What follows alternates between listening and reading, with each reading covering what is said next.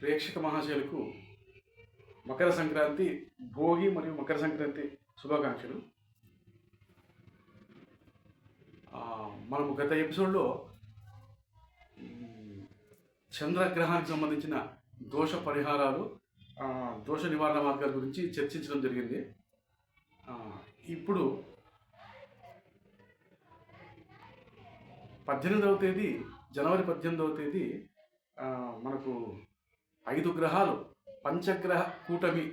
కూటమి అంటే ఒక సమూహము, 5 గ్రహాలు ఒకే రాశిలో చేరడాన్ని మనము కూటమి అంటారు. పంచగ్రహ కూటమి 5 గ్రహాలు మకర రాశిలో మనకు యుతి పొందుతున్నాయి. యుతి అంటే అన్నీ ఒకే రాశిలో స్థితి పొందడం. సో దీనికి ఫలితంగా మనకు అక్కడ చంద్రుడు కూడా ఉంటాడు. చంద్రగ్రహంతో పాటు అంగారకుడు, రవి, సూర్యుడు, శుక్ర, బుధ శుక్ర గ్రహాలు, ఈ 4 గ్రహాలతో పాటు చంద్రుడు కూడా అక్కడ యుతి పొందుతాడు. సో మకర రాశిలో ఈ 5 గ్రహాలు పంచగ్రహ కూటమి. దానికి సంబంధించి అది వ్యక్తిగత జాతకాలకు సంబంధించి ఏమైనా మనకు ప్రభావం చూపిస్తుందా అంటే వ్యక్తిగత జాతకాలకు కూడా ఇది వర్తిస్తుందా, లేకుంటే ఏదైనా ప్రాపంచిక విషయాలకు సంబంధించి అంటే ఏదైనా అర్త్క్వేక్స్ అంటే భూకంపాలు కానీ, లేకుంటే ఏదైనా అగ్నిపర్వతాలకు సంబంధించిన విషయాలు కానీ, ఏదైనా యుద్ధానికి సంబంధించిన విషయాలు, ఏదైనా ఒక తుఫాను కానీ, ఏదైనా సునామీలు కానీ, ఈ విధంగా ప్రళయము అంటే ప్రకృతి విలయము అంటే ప్రకృతి సంబంధించిన మార్పులు కానీ, దానికి సంబంధించిన విషయాలు కానీ మనకు తెలియజేసే విధంగా ఉంటుంది. అంటే ఈ పంచగ్రహ కూటమి కానీ ఒక్కొక్క సందర్భంలో సప్తగ్రహ కూటమి, షష్టగ్రహ కూటమి, అష్టగ్రహ కూటమి ఈ విధంగా ఏర్పడుతుంటాయి. అది చాలా అరుదుగా 70-80 సంవత్సరాలకు ఒకసారి, లేదా కనీసం 50-60 సంవత్సరాలు, లేదా 100 సంవత్సరాల తర్వాత 100-120-130 ఇయర్స్కి ఒకసారి ఇటువంటి గ్రహస్థితి ఈ 6-7 గ్రహాలు 5-6 గ్రహాలు కలిసి ఒకే రాశిలో ఉండడం జరుగుతుంది. గతంలో 2019 సంవత్సరంలో అష్టగ్రహ కూటమి ఏర్పడింది. 2019 సంవత్సరంలో అష్టగ్రహ కూటమి ఏర్పడినప్పుడు ఏదైనా ప్రకృతి సంబంధించిన వైపరీత్యము అంటే ప్రజలకు సంబంధించిన ఏదైనా ఇబ్బందులు కలిగినా కానీ మాస్ అంటే కొన్ని లక్షల కోట్ల సంఖ్యలో ప్రజలు ఇబ్బంది పడే పరిస్థితులు ఎదురు కావచ్చు అని ఆ అష్టగ్రహ కూటమికి సంబంధించిన గ్రహస్థితి మనకు సూచించింది. అదేవిధంగా 2019 సంవత్సరంలో అక్టోబర్ నెలలో ఇది ఏర్పడింది అష్టగ్రహ కూటమి. సో దాని ఫలితంగా 2020 సంవత్సరము ఫిబ్రవరి మార్చి మాసాల్లో అష్టగ్రహ కూటమి జరిగిన తర్వాత ఒక 3-4 మాసాల్లో మనం ప్రపంచమంతా చూసాము ఒక విలయము. అంటే కోవిడ్ అంటారు కదా, కోవిడ్ ఫేజ్ 1, కోవిడ్ ఫేజ్ 2 2021 సంవత్సరం కూడా రావడం జరిగింది 2020 ఫిబ్రవరి మార్చి నెలలో. తర్వాత దాని ప్రభావం దాదాపు 2-3 నెలలు కంటిన్యూ కావడం జరిగింది, 3-4 మాసాలు 2020 సంవత్సరంలో. అదేవిధంగా 2021 సంవత్సరంలో కూడా అది దాని ప్రభావం సెకండ్ ఫేజ్ అంటారు. సో అది చాలా మానవుల్ని చాలా ఇబ్బంది పెట్టింది. మొత్తం ప్రపంచవ్యాప్తంగా చాలా దేశాల్లో చాలా ఇబ్బందులు పడ్డారు. అది జనరల్గా అది ఒక వైరస్, ఒక ఊపిరితిత్తులకు సంబంధించిన శ్వాస సంబంధించిన ఇబ్బంది కలిగి మనుషులు మరణించడం జరిగింది. ఇది అందరికీ తెలిసిన విషయమే. అలాగే ఈ పంచగ్రహ కూటమికి సంబంధించి ఏమైనా దుష్ఫలితాలు ఉంటాయని మనం ఆలోచిస్తే పంచగ్రహ కూటమి మకర రాశిలో ఏర్పడుతుంది. ఇది కొంతవరకు మకర రాశి భూతత్వ రాశి. ఏదైనా ఒక ప్రాపంచిక విషయాలకు సంబంధించి తీసుకుంటే కొద్దిగా కొండ ప్రాంతాల్లో కానీ, లోయల్లో కానీ, లేదంటే పెద్ద పెద్ద భవనాలు నిర్మిస్తుంటారు కదా, ఆ భవనాలకు సంబంధించిన విషయాలు కానీ ఏదైనా ఇబ్బందులు జరిగే అవకాశం ఉంది. కొండ ప్రాంతాల్లో కానీ, లేకుంటే ఏదైనా మాస్ అంటారు అంటే ఎక్కువ పిలిగ్రిమేజ్, చాలా వేల సంఖ్యలో లక్షల సంఖ్యలో భక్తులు కలిసే చోటు. అటువంటి సందర్భాల్లో కూడా ఏదైనా ఇబ్బందులు కలిగి అంటే చాలామంది ఏదైనా యాక్సిడెంటల్గా ఏదైనా ఫైర్ యాక్సిడెంట్ కావచ్చు, అది తొక్కిసలాట కావచ్చు, ఇటువంటి ప్రమాదాలు జరిగే అవకాశము సూచిస్తూ ఉంది. ఈ సంవత్సరానికి అంటే మనకు మార్చిలో కొత్త సంవత్సరం ఉగాది నుంచి మనకు నూతన సంవత్సరం వస్తుంది. నూతన సంవత్సరము ఈసారి పరాభవనామ సంవత్సరము రాబోతుంది. పరాభవం అంటే ఒక ఓటమితో కూడిన అవమానం. సో ఆ సంవత్సరానికి పరాభవనామ సంవత్సరం పేరు. సో దానికి సంబంధించి కూడా కొంత ఇబ్బందులు కలిగే అవకాశం, రాజకీయ పరిణామాలు ఏదైనా రాజకీయ నాయకులు మార్పులు అంటే రాజకీయ చదరంగము, అందులో దేశాధ్యక్షులకు సంబంధించి కానీ, ఏదైనా రాష్ట్రంలో ఏదైనా రాష్ట్రాలకు సంబంధించిన మంత్రులు కానీ పెద్ద పెద్ద పదవుల్లో ఉన్న వారికి కొద్దిగా ఇబ్బందులు కలిగే అవకాశం ఉంటుంది. ఇది పంచగ్రహ కూటమికి సంబంధించిన విషయము. ఎందుకంటే ఈ పంచగ్రహ కూటమి మకర రాశిలో ఏర్పడుతుంది. మకర రాశి అంటే శనీశ్వరుడు అనుకోండి. ఆ శని మకర రాశి అధిపతి అయిన శని రాజకీయ నాయకులను, రాజకీయాలను, సమూహాలను మాస్ అంటారు. ఎక్కువ ఎక్కువ ఎక్కడ జనం కలుస్తూ ఉంటారో అటువంటి విషయాలను తెలియజేస్తుంది. సో దానికి సంబంధించిన విషయాలు ప్రజాస్వామ్యం అంటారు. అంటే అది పదవ స్థానం అవుతుంది భావచక్రంలో, అంటే రాశిచక్రంలో మకర రాశి పదవ స్థానం అవుతుంది. సో ఏదైనా పొలిటికల్గా కానీ ఇంకోటి కానీ వాళ్ళు చేసే కార్యక్రమాల ద్వారా ఇబ్బందులు ఫేస్ చేసే అవకాశం ఉంటుంది రాజకీయ నాయకులు, ప్రముఖులు.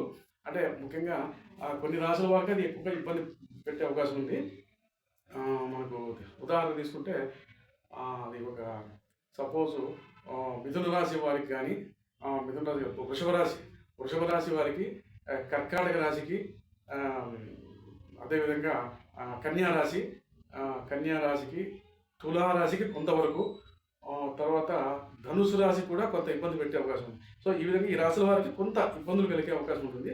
కానీ ఇది పూర్తిగా దీన్ని అంటే ఈ పంచగ్రహ కూటమి ద్వారానే పూర్తిగా ఇబ్బందులు అంటే వ్యతిరేక ఫలితాలు కలుగుతాయని రూఢిగా చెప్పలేము. ఎందుకంటే వారి వ్యక్తిగత జాతకంలో ఉండే గ్రహస్థితులను బట్టి ఆధారపడి ఉంటుంది. ఇది ముఖ్యంగా చెప్పాలంటే ఈ గ్రహ కూటములు అనేవి ఈ 6 గ్రహాలు, 7 గ్రహాలు, 8 గ్రహాలు కలిసి ఉండడం ఒకే రాశిలో, ఇది ప్రాపంచిక విషయాలు మండేన్ అస్ట్రాలజీ అంటారు. మండేన్ అస్ట్రాలజీ సంబంధించిన విషయాలు ప్రభావితం చేస్తారు. ప్రాపంచిక విషయాలు తెలియజేస్తుంది. దానికి సంబంధించిన విషయాలు మనం దీని నుంచి అంచనా వేయచ్చు. అంతేగాని వ్యక్తిగత విషయాలు నా ఉద్దేశంలో అంత పెద్ద ఫలితాలు మనకు కలుగకపోతే, దుష్ఫలితాలు కానీ శుభ ఫలితాలు కానీ we cannot expect much results pertaining to this అంటే ఈ గ్రహ కూటముల ద్వారా. సో అది ఈ పంచగ్రహ కూటమికి సంబంధించిన విషయము. కొన్ని రాసుల వరకు వారికి బాగా ఉంటుంది అని మన మామూలుగా మీడియాలో చెప్తూ ఉంటారు. ఈ రాశి వారికి పంచగ్రహ కూటమి ఈ రాశుల వారికి చాలా బాగుంటుంది, అద్భుతమైన ఫలితాలు ఇస్తుంది, పట్టెంతల్లో బంగారం అవుతుందని ఇంకోటి చెప్తుంటారు. వృత్తి ఉద్యోగాల పరంగా ఇంకోటి కానీ, రాజకీయ రంగం వారికి ఇట్లుంటుంది, స్టూడెంట్కి బ్రహ్మాండంగా ఉంటుంది, కొన్ని రాశుల వారికి, మరికొన్ని రాశులకు ఇబ్బంది కలుగుతుంది అని చెప్తూ ఉంటారు. కానీ ఇది పూర్తి సహేతుకమైనది కాదు.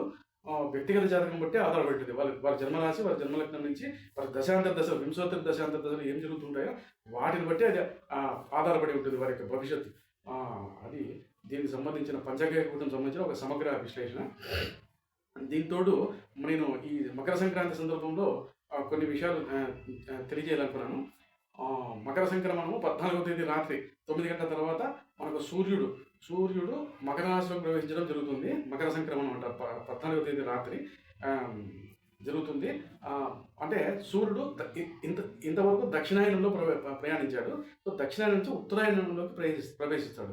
అంటే మనకు సూర్యుడు ఉదయించిన టైంలో మనకు కొద్దిగా 20 నుంచి 22 డిగ్రీలు ఉత్తరం వైపు ప్రయాణిస్తాడు. ఉత్తరం వైపు, తూర్పు నుంచి ఉత్తరం వైపుకు ప్రయాణిస్తాడు. దక్షిణం నుంచి ఉత్తరం వైపు ప్రయాణిస్తాడు సూర్యుడు ఉదయించే సందర్భంలో. సో సూర్యుడి యొక్క గమనము కొద్దిగా ఉత్తర దిశగా ఉంటుంది. 16 నుంచి 20 డిగ్రీల వరకు, 22 డిగ్రీల వరకు ఉత్తర దిశ వైపు సూర్యుడు ఉదయించడం జరుగుతూ ఉంటుంది కొద్దిగా. సో మామూలుగా సూర్యుడు తూర్పులో ఉదయిస్తామంటారు, కానీ తూర్పు ఉత్తరానికి సంబంధించిన కొద్దిగా వేరియేషన్ ఉంటుంది. అది ఉత్తరాయణ పుణ్యకాలం అంటారు. ఇది చాలా పుణ్యకాలంగా పేరు. ఈవెన్ మహాభారతంలో భీష్ముడు కూడా తను యుద్ధం 18 డేస్ జరిగింది, 18 సంవత్సరాలు. ఇందులో 18 మధ్యలో ఆయన గాయపడ్డాడు. ఆయన మృతి కూడా ఆయన చేతిలో ఉందని ఒక వరం ఉంది. గంగాదేవి ప్రసాదించిన వరం, వారి మాతృమూర్తి అయిన గంగాదేవి ఒక వరం ఇచ్చింది భీష్ముడికి. ఆయన దేవవ్రతుడు, ఒరిజినల్ పేరు దేవవ్రతుడు అంటారు భీష్ముడు. నీవు ఎప్పుడు ఎలా అనుకుంటే అలా చనిపోయే లాగా నీకు వరం ఇస్తున్నానని చెప్పి వారి తల్లిగారు వరం ఇచ్చారు గంగాదేవి. సో ఆ విధంగా ఆయన దక్షిణాయనంలో గాయపడినా కూడా అంపశయ్య మీద అర్జునుడు బాణాలతో ఒక మంచం తయారు చేసి అంపశయ్య దాని మీద ఆయన విశ్రమింపజేశారు. ఆయన కొంతకాలం వెయిట్ చేసి, అంటే దక్షిణాయనం జరుగుతుంది, ఉత్తరాయణ కొన్ని కాలంలో నేను తనువు చాలిస్తానని చెప్పి పాండవులకు వారికి ఆయన వివరించడం జరిగింది. సో ఆ విధంగా ఉత్తరాయణం అనేది ఎంతో పుణ్యకాలంగా భావించవచ్చు. ఇది సూర్యుడు యొక్క గమనాన్ని బట్టి మనకు తెలుస్తుంది. కొన్ని ముఖ్యమైన సూచనలు ఏమంటే, ఇప్పుడు మకర సంక్రాంతి రోజు కానీ ఆ మరుసటి రోజు భోగి సంక్రాంతి కనుమ పండుగ రోజు కూడా ప్రయాణాలు, దూర ప్రయాణాలు పెట్టుకోకపోవడం మంచిది. అది బస్సు ప్రయాణం కానీ, రైలు కానీ, విమానం కానీ, ఏదైనా సముద్ర ప్రయాణాలు కానీ ఈ ఈ 3 రోజులు 4 రోజులు దగ్గర దగ్గర ఈ అమావాస్య వరకు పెద్ద దూర ప్రయాణాలు, ముఖ్యమైన కార్యాలు ఉన్నా కూడా పోస్ట్ పోన్ చేసుకోవడం మంచిది. ఎందుకంటే ఇంకా ఏదైనా మంచి మాట చేసుకోవడం అంటే ఎంగేజ్మెంట్స్ కానీ, భూమి పూజలు కానీ, ఏదైనా ముఖ్యమైన విషయాలు ఏదైనా తాంబూలాలు తీసుకోవడం కానీ, నిశ్చయానికి సంబంధించిన విషయాలు కానీ, మ్యారేజ్ విషయంలో ఇంకా ఏదైనా నూతన కార్యక్రమాలు, ఏదైనా షోరూమ్స్ ఓపెన్ చేయడం కానీ, ఏదైనా ఫ్యాక్టరీ కానీ, ఏదైనా ఇండస్ట్రీస్ సంబంధించిన ఏదైనా ప్రారంభించే కార్యక్రమాలు ఏమైనా ఉంటే పోస్ట్ పోన్ చేసుకోవడం మంచిది. ఎందుకంటే కర్తరి ఒక దోషం అనమాట. ఈ మకర సంక్రమణం జరిగే టైంలో ఈ 2-3 రోజులు ఏదైనా శుభకార్యం జరిగితే అది ఇబ్బంది పడే అవకాశం ఉంటుంది. అది మధ్యలో భంగం కావడం కానీ, ఏదైనా చాలా క్రిటికల్ కండిషన్స్ ఫేస్ చేయాల్సి రావచ్చు. కాబట్టి ఇది ప్రేక్షకులకు నేను చెప్పే ఒక ముఖ్యమైన సూచన. తదుపరి వీడియోలో మరిన్ని ముఖ్యాంశాలతో మళ్ళీ కలుగుతున్నాం. సెలవు.